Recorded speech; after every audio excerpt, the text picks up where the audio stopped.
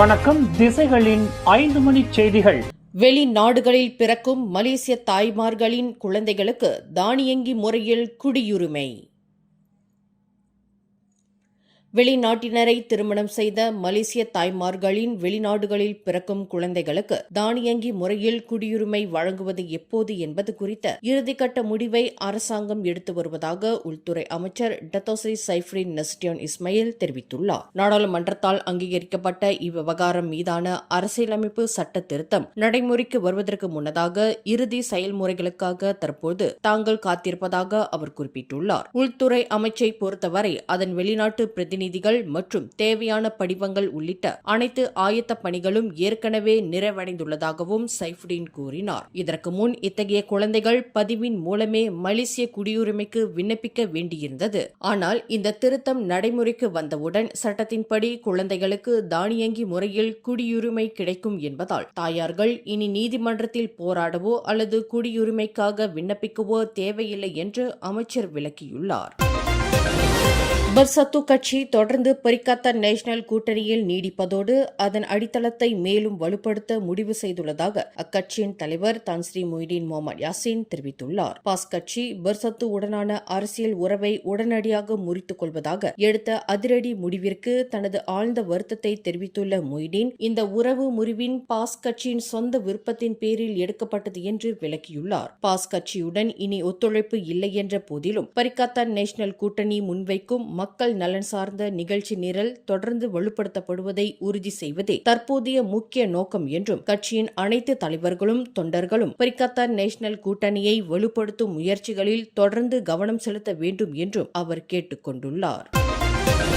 மலேசியாவின் தேச கட்டமைப்பில் கணக்கியல் வல்லுநர்கள் கூட்டு பங்காளிகளாக இன்னும் பெரிய பங்கினை ஆற்ற வேண்டும் என்று இரண்டாம் நிதியமைச்சர் டத்தோஸ்ரீ அமீர் அம்சா அசிசான் கேட்டுக் கொண்டார். 2026 ஆண்டிற்கான மலேசிய கணக்காளர்களின் அமைப்பு நடத்திய அனைத்துலக கணக்காளர்கள் மாநாட்டில் உரையாற்றிய அவர், நாட்டின் பொருளாதாரத்திற்கு அடிப்படையாக விளங்கும் நம்பகத்தன்மை, நேர்மை மற்றும் பொறுப்புடைமை ஆகியவற்றை நிலைநிறுத்துவதில் கணக்காளர்கள் முக்கிய பங்கு வகிக்கின்றனர் என்று குறிப்பிட்டுள்ளார். மலேசியா தற்போது இலக்கு வைக்கப்பட்ட மானியங்கள் மற்றும் கடுமையான நிதி ஒழுக்கத்தை நோக்கி மாறி வரும் வேளையில் தரவுகளின் நேர்மையை உறுதிப்படுத்துவது மிக முக்கியமானதாகும் என்று அமைச்சர் அமீர் அம்சா தெரிவித்துள்ளார். திட்டம், நிதி மேலாண்மை, வரி நிர்வாகம் மற்றும் கணக்காய்வு ஆகியவற்றின் மூலம் கணக்கியல் வல்லுநர்கள் நாட்டின் பொருளாதார முடிவெடுக்கும் தரத்தை நேரடியாக மேம்படுத்துகிறார்கள் என்றும் அவர்கள் வெறும் எண்களில் துல்லியத்தை மட்டும் பார்க்காமல் ஆதாரங்கள் சரியாக பயன்படுத்தப்படுகிறதா என்பதில் கவனம் செலுத்த வேண்டும் என்றும் அவர் வலியுறுத்தியுள்ளார்.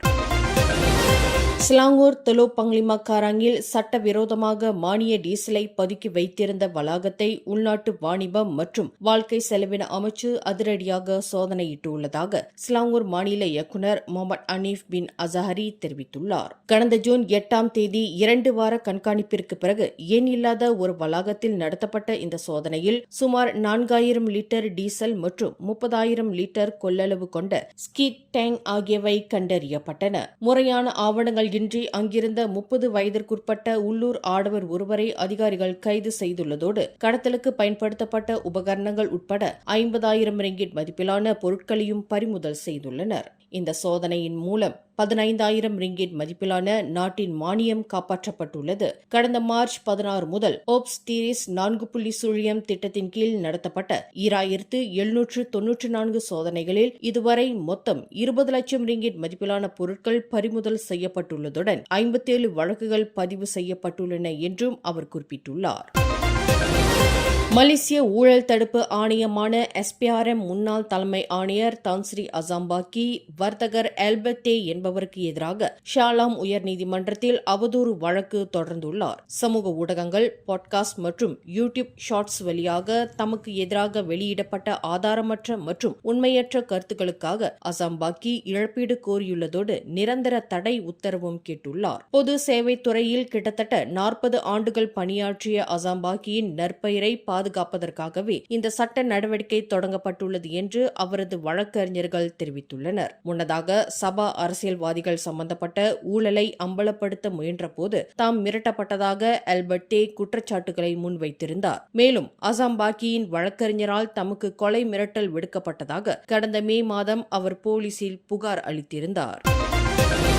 அட்டுவாடா சேவை மூலமாக போதைப் பொருட்களை கடத்த முயன்ற பெரும் சதி திட்டத்தை அரச மலேசிய சுங்கத்துறை அதிகாரிகள் வெற்றிகரமாக முறியடித்துள்ளனர். சபா தாவாவ் பகுதியில் உள்ள கொரியர் சேவை நிறுவன வளாகத்தில் நடத்தப்பட்ட சோதனையில் 2 பெட்டிகளில் மறைத்து வைக்கப்பட்டிருந்த 2.9 மில்லியன் ரிங்கிட் மதிப்பிலான கொக்கேன் மற்றும் கஞ்சா ஆகிய போதைப் பொருட்கள் பறிமுதல் செய்யப்பட்டுள்ளன. அதில் சுமார் 2.04 மில்லியன் ரிங்கிட் மதிப்பிலான 4.6 கிலோகிராம் கொக்கேன் மற்றும் 8,51,000 ரிங்கிட் மதிப்பிலான 10.65 கிலோகிராம் கஞ்சா ஆகியவை அடங்கும். சபா மாநிலத்தில் மிகப்பெரிய அளவில் கொக்கேன் போதைப்பொருள் பறிமுதல் செய்யப்படுவது இதுவே முதல் முறையாகும் என்று மாநில சுங்கத்துறை இயக்குநர் டாக்டர் அமர் தௌஃபிக் சுலைமான் தெரிவித்தார். இதற்கிடையில் மற்றொரு சோதனையில் முறையான சுங்கவரி ஆவணங்கள் இன்றி கிராமப்புறத்தில் மறைத்து வைக்கப்பட்டிருந்த 63,250 ரிங்கிட் மதிப்பிலான காரையும் அதிகாரிகள் பறிமுதல் செய்துள்ளதாக அவர் குறிப்பிட்டார். பெண் ஒருவரின் கண்ணியத்திற்கு பங்கம் விளைவிக்கும் வகையில் நடந்து கொண்டதாக கூறப்படும் குற்றச்சாட்டை பொது பல்கலைக்கழக மாணவர் ஒருவர் இன்று அலூர் கஜா மஜிஸ்ட்ரேட் நீதிமன்றத்தில் மறுத்துள்ளார். காரில் இருந்தபோது 20 வயதுடைய அந்த பெண்ணை பாலியல் ரீதியான செயலில் ஈடுபடுமாறு வற்புறுத்தியதாக 24 வயதுடைய முகமது அமீர் நபில் சலவுddin என்ற அந்த இளைஞர் மீது குற்றம் சாட்டப்பட்டுள்ளது. இக்குற்றச்சாட்டு நிரூபிக்கப்பட்டால் 5 ஆண்டுகள் வரை சிறை தண்டனை அல்லது அபராதம் அல்லது இரண்டுமே விதிக்க வகை செய்யும் குற்றவியல் சட்டத்தின் கீழ் அந்த மாணவர் குற்றச்சாட்டை எதிர்நோக்கியுள்ளார். சம்பந்தப்பட்ட மாணவர் இன்னமும் படித்துக் கொண்டிருப்பதால் பிணைத் தொகையை குறைக்குமாறு அவரது வழக்கறிஞர் முறையிட்டதை அடுத்து நீதிமன்றம் 4,600 ரிங்கிட் பிணையில் அவரை விடுவிக்க அனுமதித்து வழக்கின் அடுத்த கட்ட விசாரணையை ஜூலை 15ஆம் தேதிக்கு ஒத்திவைத்துள்ளது. மேலும் செய்திகளை தெரிந்து கொள்ள கீழே இருக்கும் பெல் பட்டனை அழுத்துங்கள். உங்கள் மகிழ்ச்சியை வெளிப்படுத்த லைக் மற்றும் ஷேர் செய்யுங்கள். தொடர்ந்து திசைகளோடு இணைந்திருக்க சப்ஸ்கிரைப் செய்யுங்கள்.